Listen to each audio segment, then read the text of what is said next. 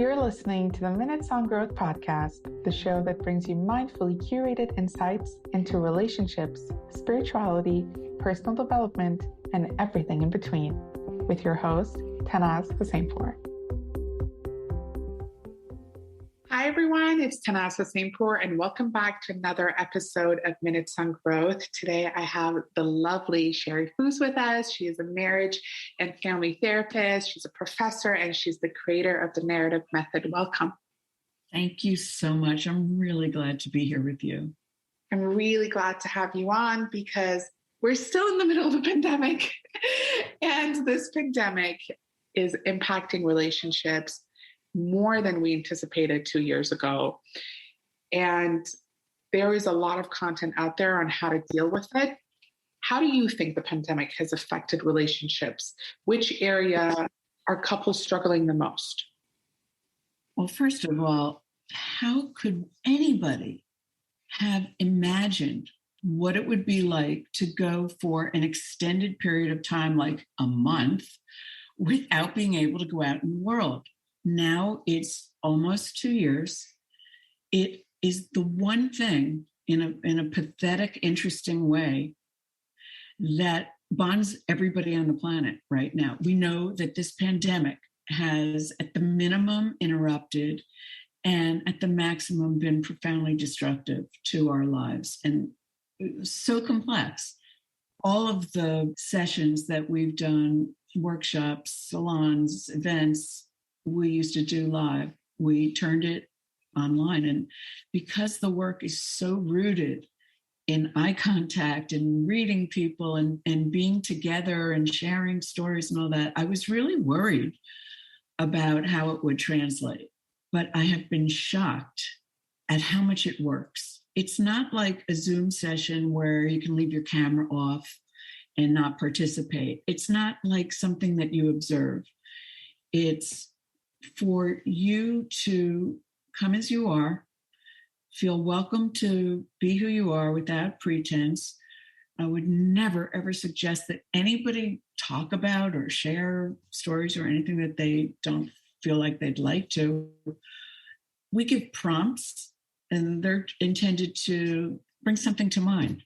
And if something comes to mind that's not like right directly associated, who cares? I mean, everything is meant to be a jumping off point for a story, a memory, something that's evoked inside of us. Because when we share those stories, it's not only that the story is meaningful, but the way we tell it naturally with our confidence and our insecurities and who we really are, we communicate so much. We're shaping our story by the way we tell it. And that's what people feel. That's that empathy.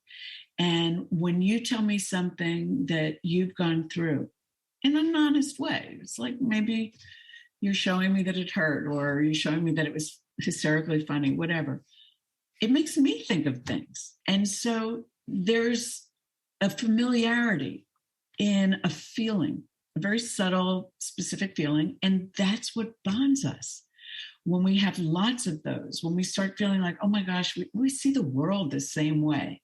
Of course, no two people exactly do, but we love to feel seen and known.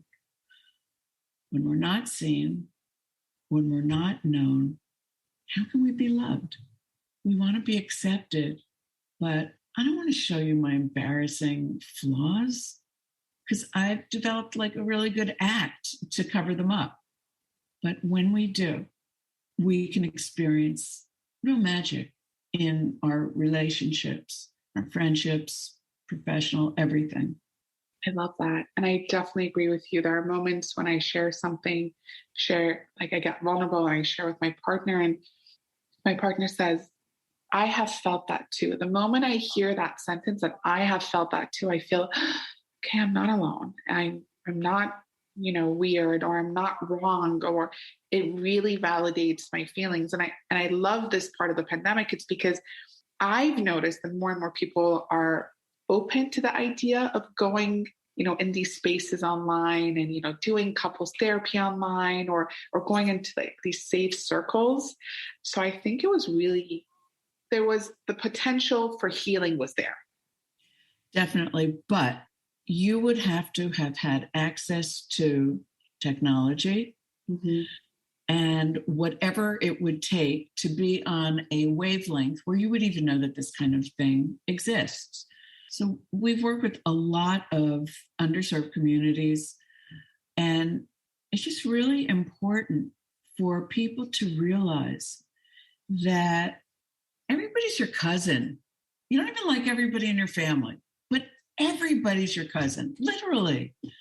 So shut up and stop waiting till you know somebody well to be real.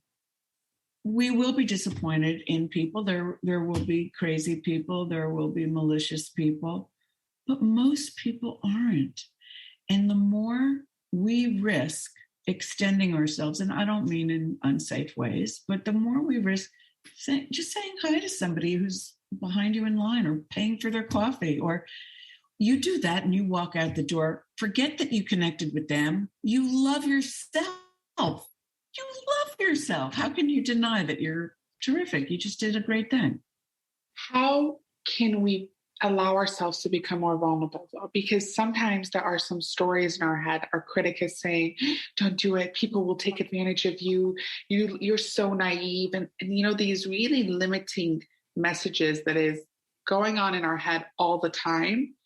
How can we silence that and allow ourselves to speak our truth and allow ourselves to share our story and even allow ourselves to hear other people's story, to be receptive to their vulnerability?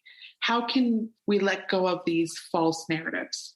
Your question is exactly right, because you then said, and to be able to hear other people's stories. We cannot hear other people's stories when we're bogged down with our own negative loops. So the first thing you have to do is take a step back and give yourself a break. Are you kidding me? These negative stories are not because you deserve to be yelled at by yourself. These negative stories were put into you. You didn't start off telling yourself, oh, I never do a good job. I'm always late. So it really starts with self-compassion and being able to slow down. So how do we achieve that? There's not one way to do it, but the way I love to do it is through writing. And that's why we offer writing groups, because writing is a way to get out your thoughts in a depth that you don't typically come to just casually thinking. It helps you organize your thoughts. You can edit things and say, well, yeah, I think at one point I felt that way, but really now it's like this. So you're clarifying your thoughts and feelings, just the way you would if you had to do a project at work or write a paper at school or anything that you took seriously because it mattered. What matters more than your life feeling good, being positively reflected in love and hope and all that, and being able to say, I am clear what I'm passionate about right now. That might change. I have agency, and I'm going to do my part for the world right now, doing X, Y, or Z. Maybe I, heal cancer, or I make sandwiches for homeless folks or whatever. But in my opinion, that action, volunteerism, heals depression. You just get out of your head. I love that. Serving an agenda that is bigger than us kind of helps us step outside of our own bubble. That's beautiful. That's beautiful. And journaling and writing, of course, throwing it out on paper and bringing it out of your body can really be therapeutic. I know it was for me, and it still is. In a relationship, in a marriage, if there is one partner that is willing to do the work during the pandemic, they got really reflective, they had the resources to actually do the work. What happens if the other party is unwilling? Have you seen situations where one partner really wants to elevate and change the dynamic and evolve and grow together. And the other one is a little bit resistant. Maybe they don't have the mental capacity, or they just are unwilling because they don't see a point to it. What do we do in those instances? Another brilliant question. When partners are in two different places that are in real time incompatible, seem like a deal breaker, you've got to take a step back, no matter how big the issue is. And you have to be able, in a very deep and calm and intellectual, not just emotional way, do something that will allow you to evaluate what is still stable in our house, right? In the marriage and in the world around us. If you have a deep mutual love and affection, compassion, and productivity in that together, you are trying to do something beyond just what you do individually. So you have a purpose. Maybe you have children, maybe you have a project. If other things are well aligned, then I would not make it a deal breaker. The first thing I would do is, in a conversation with the two of them, have them both say how they feel about that. Because it may be that the one who's reluctant doesn't really know what their partner is asking for, and it sounds scary. Some people are just, it's very easy to be open, and for other people, because of what's happened to them in their lives, there are defenses that prevent them from getting there easily. Sometimes someone's persistent love and acceptance can inspire us to grow. I've had that with my husband because he's so kind. But it's not the thing we should expect or rely upon. See, reality butts in. So what do? We move forward. When two people can sit together and we teach them how to put yourself aside when you're listening to the other person. I know it's really hard. So if you need to have pen and paper just to jot notes, that's fine. But you're not allowed to think about what you're going to say back. So one person is fully heard for as long as it takes, unless one person is so exhausted they can't take it in. Stay with one person. The other person reflects it back. So you're saying that you want me to tell you every single thing I think and everywhere I go so that you can decide whether or not you can trust me. This other person's got to actually reflect that back, even though that's like so aggravating. And then once they're both clear what the reluctant person said, then the other person can say, the reason I am asking you to open up is not to check up on you. It's not that I don't trust you. I do trust you. That's the reason I want to know more about you. What I mean is I want to know more about your childhood or how you got that scar, or, I just want us to love each other in a deeper, know each other, all that kind of stuff. Anyway, through this process of going back and forth, you will eventually discover where the equilibrium is right now. Because even if that person says, I'm 100% there, you're not going to get there in a second.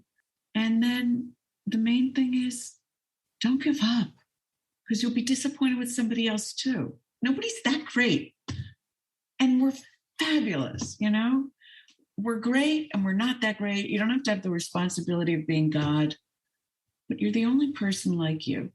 And that's interesting. So it's not the presence of conflict, but how we communicate that conflict and how we speak through our differences and speak through the perceived challenges that are present in the relationship. Perfect. Exactly. I love that. Because, it's the perceived conflict.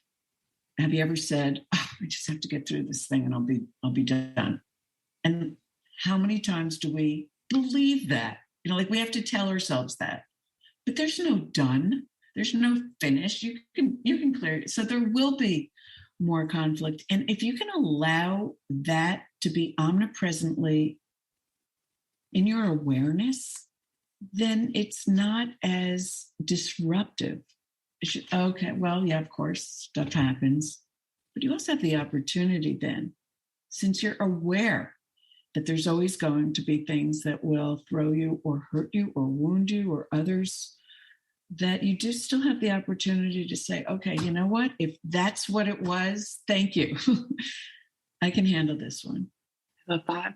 As you were speaking, I thought of Dr. John Gottman's 5-to-1 ratio of how for every one negative incident to have 5 positive ones, filling that piggy bank of love, just in case these conflicts do come up, to balance them out.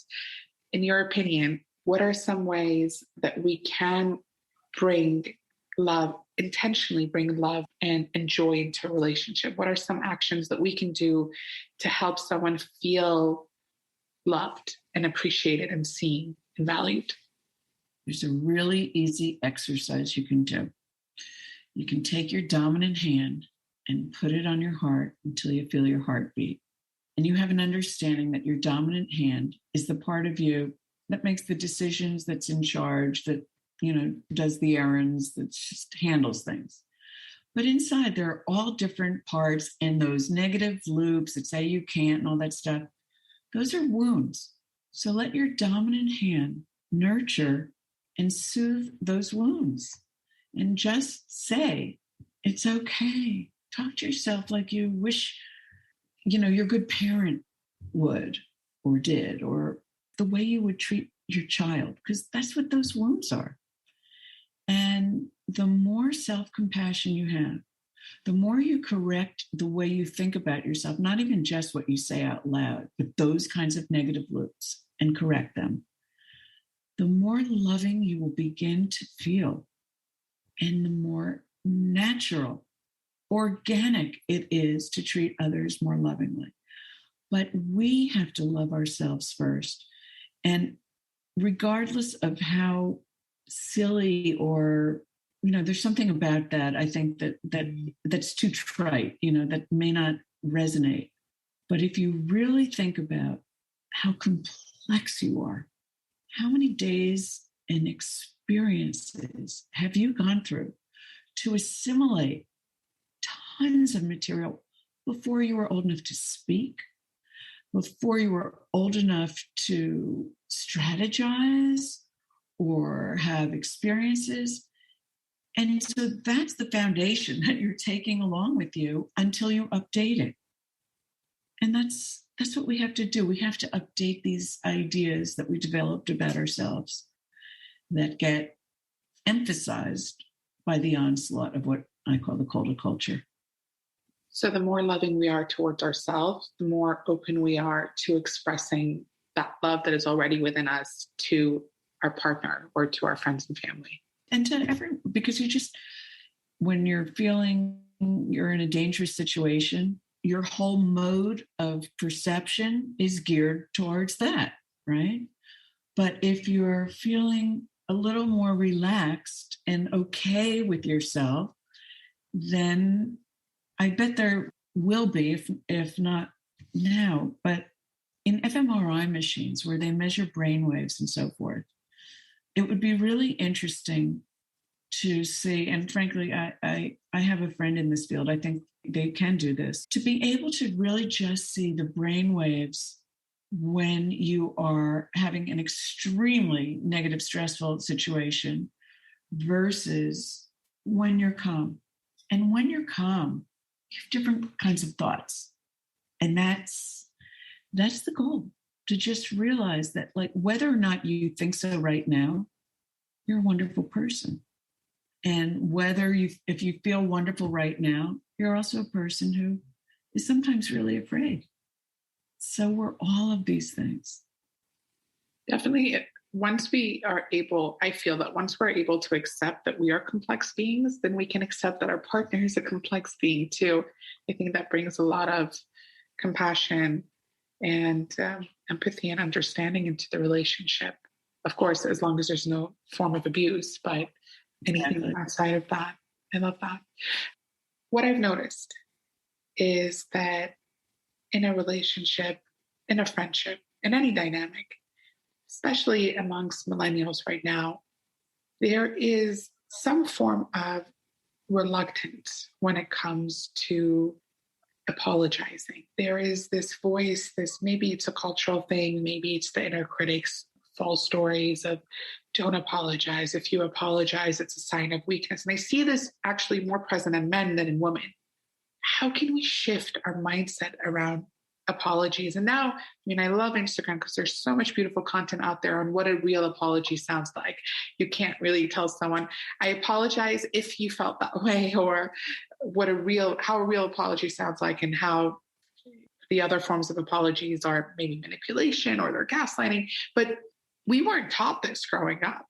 So we've like developed our own understanding of what it is to apologize. And most of the time we don't like it. So how can we shift that narrative, and how can we enter into a space of apologizing? Because regardless of our intention, maybe the impact is just as important. If we've hurt someone, even if we have the best intentions, it still matters. So what are your thoughts around that? Apology is so liberating. And at times, it brings two people closer than they ever would have been before. Because in order to eventually work this through, they often have to go to deeper feelings to understand and to forgive. And not everyone is ready to forgive, and that's okay too. But an apology requires that you put yourself aside and you listen to the other person. And you, on top of what they're telling you, you imagine.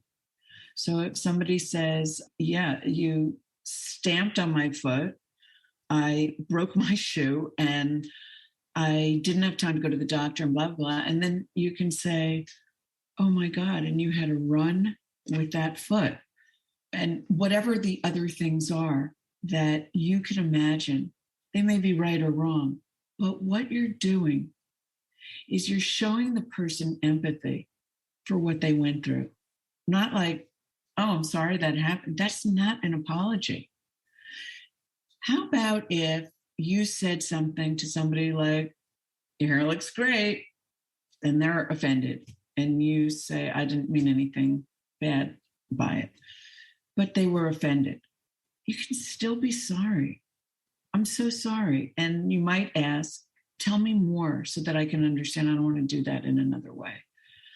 There's some people who just won't forgive, or who sort of continue with a ploy. I think that's different. But to apologize in our culture right now is associated with getting canceled. And it makes sense. People aren't stupid. They see that, like, for instance, men are on the defensive because of Me Too. And there are plenty of men who've done plenty of things. I never met a woman who wasn't, a victim of something. On the other hand, there are lots of men, including young men who haven't even come of age, and they're innocent. And here's a middle ground that really doesn't seem to get acknowledged. We're still in a culture where we expect men to make the first move. But then if they make the first move, we can cancel them. So, or somebody uses the wrong pronoun, or somebody, if someone is minorly offensive, you can take a different tact. You can step back and write about it and process it yourself, which is a good thing to do if you don't trust that person, or you don't, for whatever reason, want to be that intimate with them, or you can share it with them. But to just simply react is what is perpetuating the fear of apology. We've seen presidents, politicians of all stripes, and all kinds of people lie and deny. We've seen others get canceled. And until we start being willing to enlighten somebody if they offend us, again, if it's not malicious, if it's just ignorance or not realizing, then I think that will make a huge difference. And whoever's willing to go first, more power to you. When you said react, I thought of situations when a partner brings their grievance to the other one. And instead of them, hearing them out, they get really defensive and they get really reactive until they reach a point where the partner doesn't bring the grievances anymore. Like they grow apart because there's this fear of addressing their feelings, and the other one has a fear of apologizing. And it just it's sad, but great relationships can break because of that, because they don't feel safe to communicate, to feel heard. So, I know we need to respond and we need to pause to respond. How can we program ourselves to not react? Is there any technique that in that moment, instead of getting reactive, we can just take a step back? In theory, it sounds really, really easy. Pause, step back. But are there any methods that you believe, or any mindset reprogramming that you've done that has been successful in doing that and helping them do that? There's two things. One is the hand to heart that I told you about, because you can do that anywhere. It takes a second. Nobody thinks that somebody with their hand on their heart is weird. And that just reminds you, it's okay. You don't have to know how you're going to get through something, but you need to know that the parent or somebody's in charge here. Yeah, I'm in charge. I survived everything else. I'll figure this out. Another thing I do, which we call Wonderland. It's one of the 12 core concepts of the narrative method. It's kind of a lucid dreaming meditation, but not a traditional meditation. If you like traditional meditation or any kind of mindfulness practice, yes, yoga, all of these things, they're fantastic. I don't think there's necessarily one thing for everybody all the time. So you're also allowed to make up your own thing. It doesn't have to be sanctioned, and certified. Maybe you like to take a bath and whatever, or a nap. But for me, I like to lay down in bed with my arms and legs completely supported so that everything is comfortable, so that I feel almost like I'm floating and I am just an imagination. And in that state where I don't have to worry about anything else, I can either just let it flow and have all kinds of improvisational, interesting associations, because everybody's mind and imagination is genius. Or I can set my mind to think about something specific, and maybe I'll have a pen and pad nearby. And that would be a way to get more into a state of revising, upgrading, and planning, understanding what is this? What gets reactive in me? Oh, because my father left. Oh, because my mother laughed at me. So when that happens, I want to remember to just touch my heart and say that, I got through that. This is now.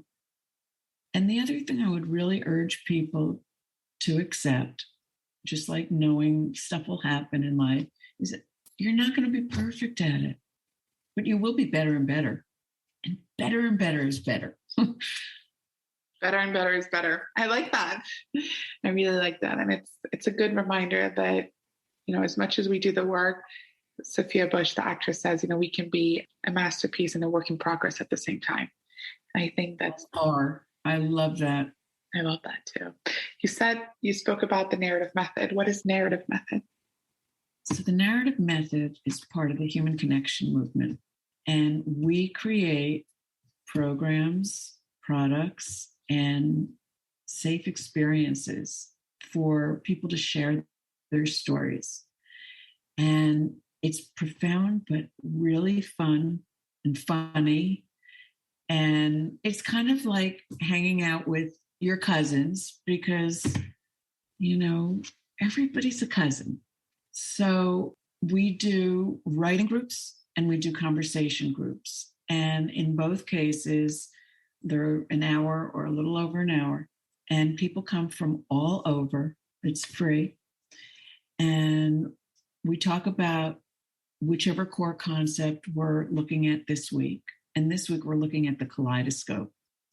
And the idea of a kaleidoscope is a multitude of ways to look at any one situation, and they're all true. It's just a certain refraction. So that you can be, just like Kate Bush said, you can be a masterpiece and a work in progress and everything in between. And that's the natural state of living. You have a cut here, that's healing. You have something here, that's a muscle growing, whatever that is. So the narrative method invites people to be who they really are, separate from the crap that's happened to you and the things that you were told that you are not, and share stories that are evoked by the prompts. We look at a fascinating video, it could be about anything, it could be science, animals, people, anything. And based on that, you get a prompt and you go into breakout rooms and share stories that are evoked by that prompt. In the writing groups, we see something inspiring, maybe a piece of art, whatever. You get a prompt and you write. Then you get a second prompt, you fold that in, and then you get time to edit, and we go into breakout rooms. And then at the end, everybody, it's usually a lot of people, so everybody is invited if they'd like to share one line. And that's so cool. It's just like headlines, and it's wonderful. So powerful. I really believe that curiosity heals. Oh, yes. Yeah. Yes. Because it when you're curious, you see beyond your peripheral vision. Yeah. And when you see beyond your peripheral vision, you're seeing possibilities and hope. Yeah, exactly. Thank you so, so much. It's been so lovely having you on the podcast, and your voice is so soothing. It's like a mindfulness meditation on its own. I feel the same way about you. You are one in a million. You are so deep and alive. Thank you. Thank you. Bless you. It would be a drag if you were dead, but I mean, How can we hear more from you? How can the audience connect with you and learn from you? Well, you can go to thenarrativemethod.org. You can sign up for a writing group or a conversation group. We also have cards, which are our T&M DIY Human brand.